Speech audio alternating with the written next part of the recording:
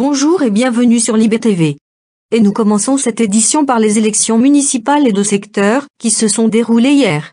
Les citoyens libériens étaient appelés aux urnes pour élire leur maire et président de secteur. Comme vous le voyez, le Parti socialiste unifié remporte la majorité des villes de notre pays. À noter que le PSUL perd la ville de Nanier et de Canarak mais remporte Tataouine et Niam. Côté secteur, aucun changement, la Carévie, le Libyan, le Marksland et l'Indaris restent des secteurs PSUL, quant à la Narévie, le secteur reste PLS. Toujours en politique, une centaine de libéraux ont manifesté devant le Conseil d'État de la République mardi dernier.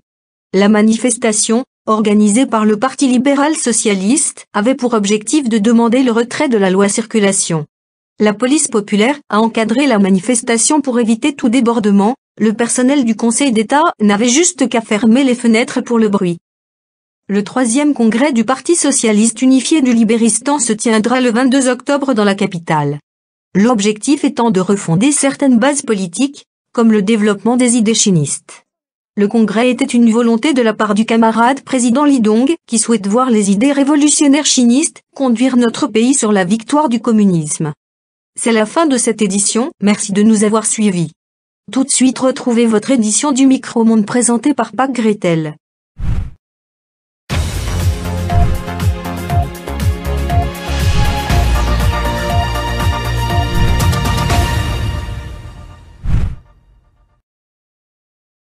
Bonjour et bienvenue si vous nous rejoignez. Les Jeux micro-olympiques ont débuté depuis le 7 octobre en République de Pruia. Beaucoup d'espoir repose sur les Libériens. C'est en tout cas ce qu'a déclaré le secrétaire d'État à la propagande. La situation en Fontispa reste chaotique.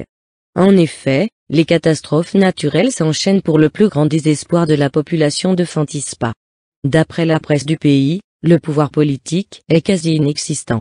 L'ONA s'inquiète de la situation et devrait proposer de l'aide, comme beaucoup de nations.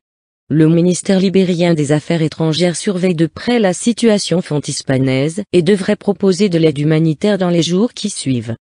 C'est la fin de cette édition, tout de suite votre météo, après une courte pause. À bientôt. Comme des centaines de jeunes, deviens toi aussi un pionnier du monde de demain. Alors n'attends pas, adhère vite à l'Union de la jeunesse socialiste. UJS, toujours en avant.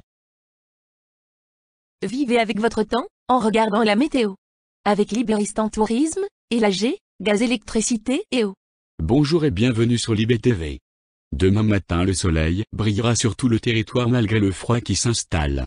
Comptez 11 degrés dans la capitale et jusqu'à 1 degré à Natino. L'après-midi quelques nuages viendront en Indaris, et les températures seront de saison. Comptez 20 degrés à Nanville, 18 degrés à Libreville et 14 degrés à Niam. Bonne semaine à tous et bon vent. C'était la météo. Avec Libéristan Tourisme, et l'AG, gaz, électricité et eau.